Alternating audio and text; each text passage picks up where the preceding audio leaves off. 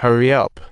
Aim as hungry as a baby upon hearing this, and our exchange puzzled answers, with expressions of bewilderment on their faces, wondering silently to themselves who could possibly be interested in a little chubby kid. They followed to the cafeteria, introduced themselves to the new classmate. Ed comes from a family of lawyers. Both her parents are prosecutors. Her parents are lawyers, coming from a legal dynasty, while Aura hails from an autistic family. When Esligacheyiamalt heard the name Ed, she felt a chill run down her spine. She just got to school today. She hasn't introduced herself yet. How could our circumflex acute Cyrillic letter 4BB know her name? Esligacheyiamalt nervously told a little white lie, avoiding the real reason for her transfer.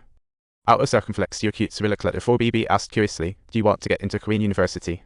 Suddenly, all eyes in the cafeteria. She loves collecting Korean university merch. As keychain is a limited edition that's super hard to get, and she said this honest. Her goal is Korean university's medical school, and Ed's face flickered with irritation upon hearing that. Xiao noticed students popping pills, seemingly the secret for concentration. After eating, she returned to the classroom. A classmate's bell alarm went off, disturbing 50 students in the front row, and suddenly a roll of paper came flying at her. Esligacheyiamalt helplessly looked at pitied herself. She tried to drip water on her, but unexpectedly, the girl boarded away. Just wait and see. Even though you're feeling threatened at this moment, you still can't help yourself, especially inside the medical laboratory. Kiri-jin protested at Inyi, not wanting anyone in her group as she aims for Korean University's medical school. One more person applying lowers the acceptance rate. Suddenly the topic shifted to class officer elections, where you could earn bonus points if elected. While chatting, Esligacheyiamalt fretted over her school uniform. She had no money for a new one, but the teacher insisted. Inyi walked in and noticed Xiao had changed seats. Xiao explained it was clearer from here. Inyi didn't ask further, returning to the back row. Nana cautiously greeted her, but Inyi's half-hearted replies barely concealed her annoyance. After school, Esligacheyiamalt went to her dad's place. Her stepmom opened the door and her first question was, "Have you seen your dad's phone?" A Korean uni keychain hangs on it. Xiao froze and said, "Nope." But in reality, she found the phone among her dad's belongings, but she didn't dare trust anyone until everything was clear, especially not dear old dad's partner. After her stepmom left, Esligacheyiamalt got a message from a second-hand uniform seller. She couldn't afford new, so settled for used. While doing laundry, she decided to try her dad's phone password. On her third attempt, the phone suddenly rang with an unknown number popping up. Xiao thought for a second, gently pressed answer, but no one responded. Next day, Esligacheyiamalt wore her new uniform when Aya came with juice, intentionally spilling it all over her. Aya was quite annoyed by Aya's indifference, so she just dumped all her frustration on her. The juice stained her shirt bright red. Esligacheyiamalt, being new, didn't want to stir up trouble, but Aya kept pushing closer and closer. "You think having a big sister around means I can be the upgraded version of Dale?" The laughter of classmates cut like knives, piercing through old scars as Esligacheyiamalt felt herself slipping into a time warp, seeing her 13-year-old self curled up, and this and verbal abuse kept pounding on him, nails digging into his arms, dragging him into a corner. Shoes and socks torn off, and at the same time, a scalding cigarette butt seared into her shoulder. The smell of burnt flesh filled the air. She bit her lip to stifle a scream.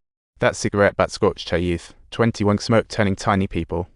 To this day, they still hide in the creases of her memory, quietly sobbing, their voices echoing in the past, but Esligacheyiamalt remained silent, continuing to sit with her head down. Suddenly a pair of hands held her waist. Ol said she was just there to bring her clothes, and Esligacheyiamalt softly muttered. She didn't accept her circumflex Yukito's kindness, and even though the latter asked Esligacheyiamalt not to be distant, she pushed her away, saying, "Don't get the wrong idea. Because nobody really likes you, okay?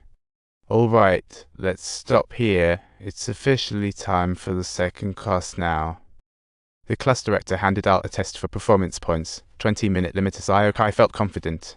The moment she opened the paper, she was dumbfounded. She hadn't studied any of the questions, and surprisingly, no one in class cared. They were all busy sharing notes. Time ticked away, and the class director reminded everyone every minute how much time was left. 20 minutes went by in a flash. Xiao didn't finish, and the class director graded quickly. Li Zei got 10 points, while Yili got 6. The rest who failed wouldn't count. After scoring, the class director left the classroom, and Esligacheyiamalt rushed out after him, eager to know her score. The class director flipped through the test. Esligacheyiamalt scored only 4 points. She had heard Esligacheyiamalt excel before. This result was disappointing. Rural schools really can't compare to those in Seoul. This truth shattered S's confidence completely. Dragging her heavy feet into the cafeteria, suddenly all eyes were on her. It turned out someone had posted online.